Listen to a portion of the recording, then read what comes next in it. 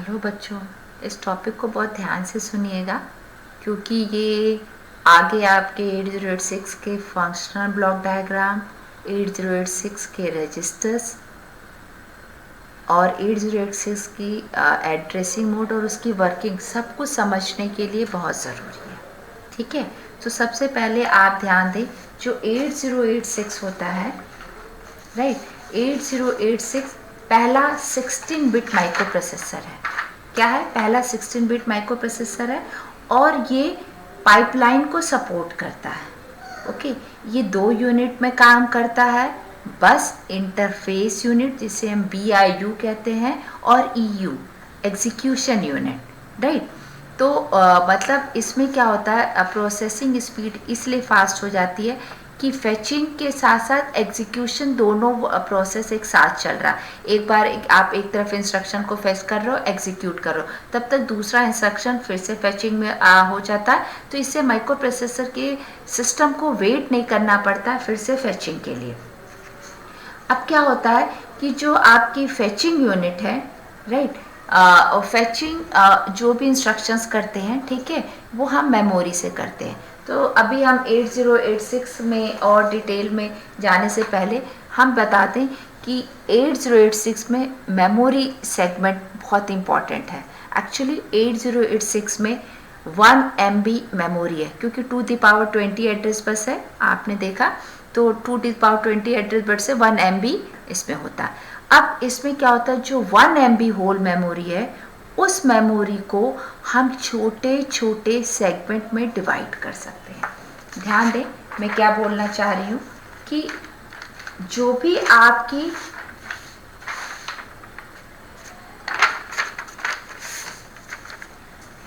भी आपकी मेमोरी है, राइट, सपोज कर लो ये हमारी मेमोरी है, ठीक है, जिसका एड्रेस आपका 0000 5 टाइम्स 0 होगा से लेकर के FFFFF, ठीक है, फिजिकल मेमोरी है। तो ये आपकी ये फुल मेमोरी, इस मेमोरी में वो क्या करता है कि आपके छोटे छोटे सेगमेंट को डिवाइड कर देता है। ओके, सेगमेंट्स के डिवाइड से फ़ायदा क्या होता है कि जब आपके मेमोरी के पार्टीशन होंगे और पर्टिकुलर सेगमेंट्स बन जाएंगे, तो जिस भी सेगमेंट पे आपको जाना होगा आप डायरेक्ट एड्रेस दे करके उस सेगमेंट पे जा सकते हो।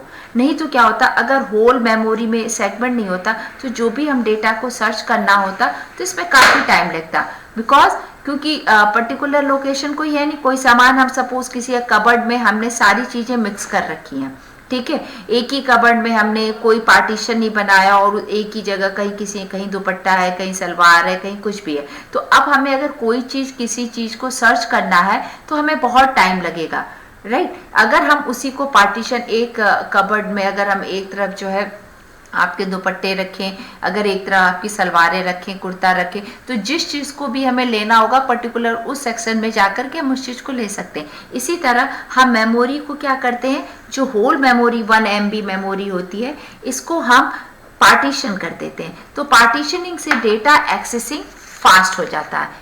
ओके, तो अब हम यहाँ पे बताएंगे, segment is the process in which the main memory of the computer is logically divided into different segment. यानी जो सेगमेंट एक ऐसा प्रोसेस है जिसमें मेन मेमोरी को लॉजिकली हम डिफरेंट सेगमेंट में डिवाइड कर देते हैं और प्रत्येक सेगमेंट का अपना एक एड्रेस होता है। हमने बताया ना, हर एक सेगमेंट का अपना एक एड्रेस होता है। ओके, अब आप क्या बताएंगे कि ये तो क्लियर हो गया, what is segmentation. Segmentation is the process in which the main memory of the computer is logically divided into different segments. Each segment has its own base address. Okay, own base address, because ये अगर base है, suppose हमारा programme यहाँ तक ही चला तो ये जो यहाँ तक चलेगा बेस एड्रेस से इतना चला, ठीक है, तो इसको हम बोलते हैं बेस एड्रेस। अब आगे थोड़ा सा हम और आपको बताएंगे memory segment. It is a method when memory is divided into the smaller part called segments of a various sizes. ठीक है, क्या होता है मेमोरी सेगमेंटेशन में, आप जो आपकी मेमोरी होती है उसमें छोटे छोटे पार्ट्स कर देते हैं, ठीक है, जिससे हम उसके छोटे छोटे सेगमेंट बन जाते हैं। A segment is just an area in memory, पूरे मेमोरी में सेगमेंट उसका एक छोटा छोटा सा पार्ट है। The process of dividing memory this way is called segment. Memory के इस प्रोसेस में जब हम छोटे छोटे सेगमेंट को डिवाइड करते हैं तो इसको हम सेगमेंटेशन करते हैं। It is basically used to enhance the speed of execution of computer system. इससे कंप्यूटर सिस्टम की स्पीड हाई हो जाती है। मैंने बताया क्यों, क्योंकि अगर हर एक चीज़ का पर्टिकुलर, हर एक मेमोरी में जो हमने सेगमेंट बताया और हर सेगमेंट का पर्टिकुलर एड्रेस होगा तो हम डायरेक्ट उस एड्रेस पे चले जाएंगे, जिससे हमारी एग्जीक्यूशन स्पीड क्या हो जाती है बेटा, हाई हो जाती है। ओके, तो आपको ये समझ में आ गया कि सेगमेंट क्या हो और आपका मेमोरी सेगमेंटेशन क्या है, राइट। अब हम आपको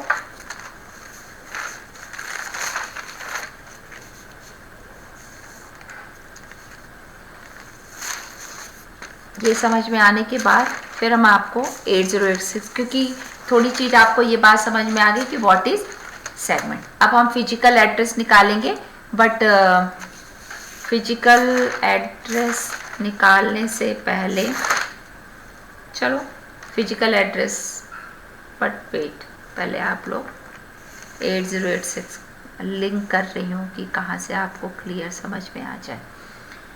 8086 रजिस्टर, आपको पता है कि 8086 में 14 रजिस्टर हैं और उन रजिस्टर की साइज क्या है, 16 बिट। ध्यान दें, 8086 में 14 रजिस्टर हैं। कैसे?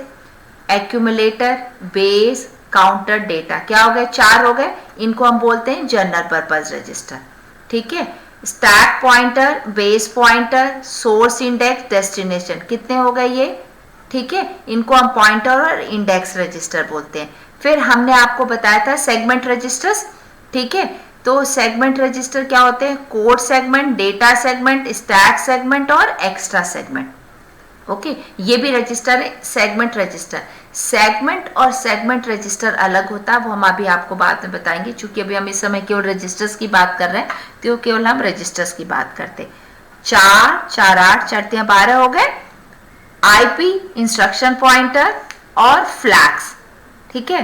तो टोटल कितने हो गए, 14, 14 रजिस्टर हो गए और इन सब की साइज है आपकी 16 बिट। क्या साइज है, 16 बिट के हैं। 8085 में 8 बिट होता था, ठीक है। इसमें सारे जितने भी रजिस्टर है वो 16 बिट हैं। 8085 में आपका स्टैक पॉइंटर, राइट, याद आपको, और इंस्ट्रक्शन पॉइंटर, दो थे जो आपके 16 बिट के थे। बट इसमें जितने भी हैं वो सारे के सारे रजिस्टर 16 बिट के हैं। 8086 में आपके 14 रजिस्टर हैं और 14 रजिस्टर्स की साइज क्या है, 16 बिट है। आप देखें, इनको हमने कुछ कैटेगरी में डिवाइड कर रखा। 8086 के रजिस्टर की कैटेगरी क्या, फर्स्ट है जनरल पर्पस रजिस्टर, सेकंड है पॉइंटर और इंडेक्स रजिस्टर, थर्ड है आपकी सेगमेंट रजिस्टर, एंड फिर है आपका फोर्थ है इंस्ट्रक्शन पॉइंटर और स्टेटस रजिस्टर। ओके, तो हमने बेसिकली इनको हम 4 में डिवाइड करते हैं। इंस्ट्रक्शंस पॉइंटर को हम यहाँ काउंट नहीं करते, बट फिर भी हम आपको बताते हैं कि इनकी category general purpose register, pointer और इंडेक्स रजिस्टर, सेगमेंट रजिस्टर और स्टेटस रजिस्टर होती है। ओके, तो 4 ग्रुप पे इनको हमने डिवाइड किया, जनरल पर्पस रजिस्टर, पॉइंटर और इंडेक्स रजिस्टर, इंस्ट्रक्शंस रजिस्टर और स्टेटस रजिस्टर, जिसमें आपका इंस्ट्रक्शंस पॉइंटर भी आ जाता है एक्चुअली, ठीक है। ये क्लियर हो गया। अब हम आपको ये क्लियर होने के बाद